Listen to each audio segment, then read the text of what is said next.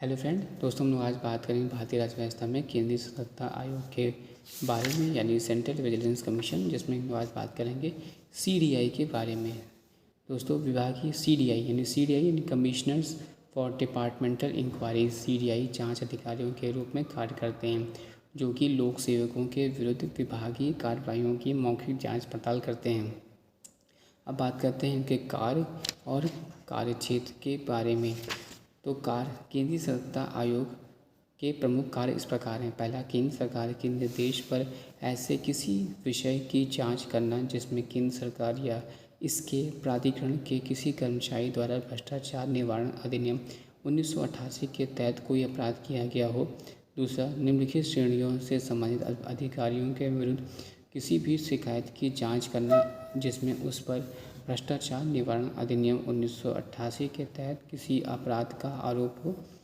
भारत सरकार के group A के कर्मचारी, अखिल भारतीय सेवा के अधिकारी, केंद्र सरकार के प्राधिकरणों के निर्दिष्ट स्तर पर के अधिकारी। भ्रष्टाचार निवारण अधिनियम 1988 के तहत अपराधों की जांच से संबंधित दिल्ली विशेष पुलिस स्थापना सीबीआई के कामकाज की देखरेख करना। चौथा, भ्रष्टाचार निवारण अधिनियम 1988 के तहत अपराधों की जांच से संबंधित दिल्ली विशेष पुलिस स्थापना यानी सीबीआई को निर्देश करना। पाँचवा, भ्रष्टाचार निवारण अधिनियम 1988 के अंतर्गत किए गए अपराध की विशेष दिल्ली पुलिस बल द्वारा की गई जांच की समीक्षा करना। भ्रष्टाचार निवारण अधिनियम 1988 के अंतर्गत मुकदमा चलाने हेतु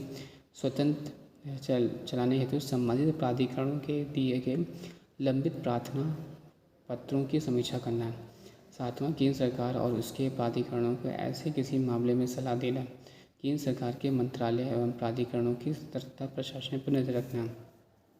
लोकहित उद्घाटन तथा सूचक की सुरक्षा से संबंधित संकल्प के अंतर्गत प्राप्त शिकायतों की जांच करना तथा आयुक्त कार्रवाई की अनुशंसा करना।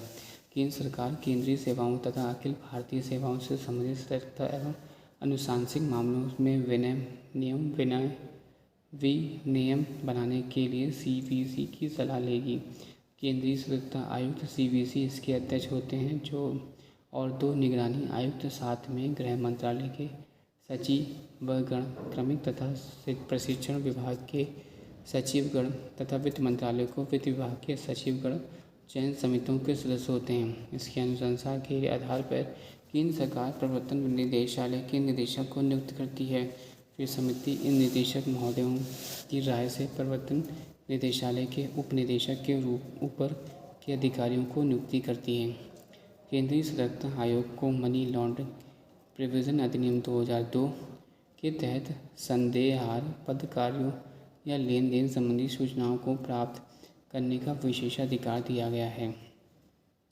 2013 के लोकपाल तथा लोकायुक्त एक्ट ने केंद्रीय निगरानी आयोग एक्ट 2003 में तथा दिल्ली विशेष पुलिस स्थापना अधिनियम 1946 में संविधान संशोधन कर दिया तथा केंद्रीय सतर्कता आयोग के कार्यों में निम्नलिखित बदलाव किए। केंद्रीय सतर्कता ब्यूरो में अभियोजन के निदेशक मंडल के तहत अभियोजन निदेशक को केंद्र सरकार केंद्रीय सतर्कता आयोग की अनुशंसा के आधार पर नियुक्त करती है। केंद्रीय सतर्कता आयुक्त सीवीसी इसके अध्यक्ष होते हैं। दो सतर्कता आयुक्त, साथ में गृह मंत्रालय के सचिवगण, क्रमिक तथा प्रशिक्षण विभाग के सचिवगण चयन समितियों के सदस्य होते हैं। इन्हीं की अनुशंसा पर केंद्र सरकार केंद्रीय निगरानी ब्यूरो में पुलिस अधीक्षकों के पद पर अधिकारी नियुक्त करती है। केवल सीबीआई के निदेशक का चयन अलग तरीके से होता है। आयोग लोकपाल द्वारा समूह ABCD अधिकारियों के विरुद्ध भेजी गई शिकायतों की प्राथमिक जांच कराने की शक्ति रखता है, जिसके लिए आयोग जांच निदेशालय स्थापित करता है। इस प्रकार के मामलों की प्राथमिक जांच पड़ताल रिपोर्ट समूह A और B के संबंध में लोकपाल को भेजी जाती है। इसके अलावा मैंडेट के अनुसार आयोग लोकपाल द्वारा भेजे गए मामलों की आगे की जांच करेगा। ये ग्रुप C तथा D अधिकारियों के बारे में होगी। जांच में दोषी पाए गए अधिकारियों पर आगे की कार्रवाई के आयोग फैसला करेगा। अब बात करते हैं इनके कार्यक्षेत्र के बारे में। केंद्रीय सतर्कता आयोग का कार्यक्षेत्र निम्नानुसार है। पहला, अखिल भारतीय सेवा के सदस्य जो संघ सरकार के मामलों से संबंधित है। और वो केंद्र सरकार के ग्रुप ए के अधिकारी हैं। बी दूसरा, सार्वजनिक क्षेत्रों के बैंकों में स्केल 5 से ऊपर के अधिकारी। तीसरा, reserve bank of India, NABARD एवं CDB के ग्रेड डी और उससे ऊपर के अधिकारी। चौथा, सरकारी क्षेत्र उपक्रमों के बोर्डों के मुख्य अधिकारी और कार्यकारी तथा अनुसूची का और खा और E8 और ऊपर के अन्य अधिकारी। पाँचवा, सरकारी क्षेत्र उपक्रमों के बोर्डों के मुख्य कार्यकारी और कार्यकारी तथा अनुसूची का और खा और E और 7 ऊपर के अन्य अधिकारी।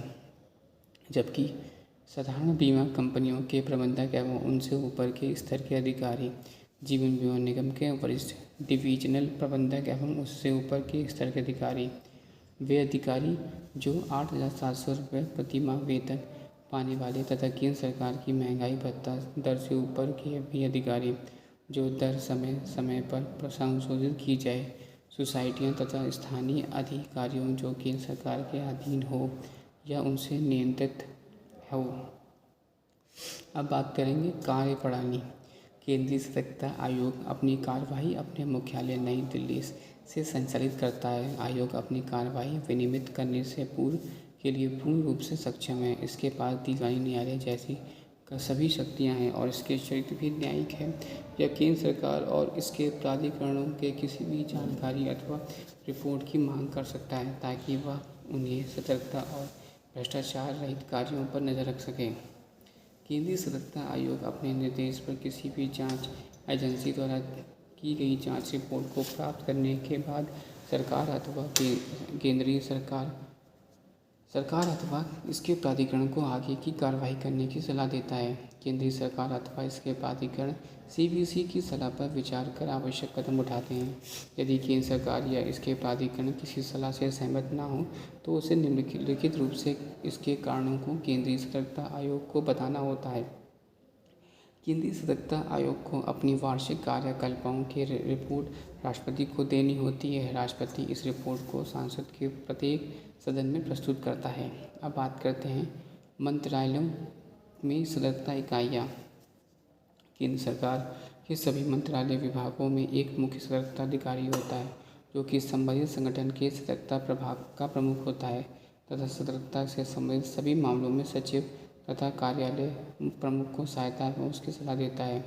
वह संबद्ध संस्था तथा केंद्रीय सतर्कता आयोग के बीच एक कड़ी होता है तथा दूसरी ओर से संबद्ध संस्था तथा CBCI के बीच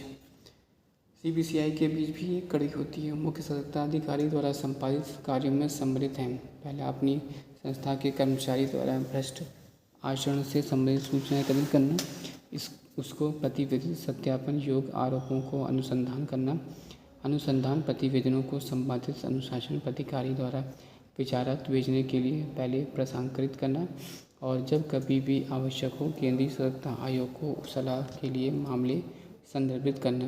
थैंक्स फॉर शेयरिंग।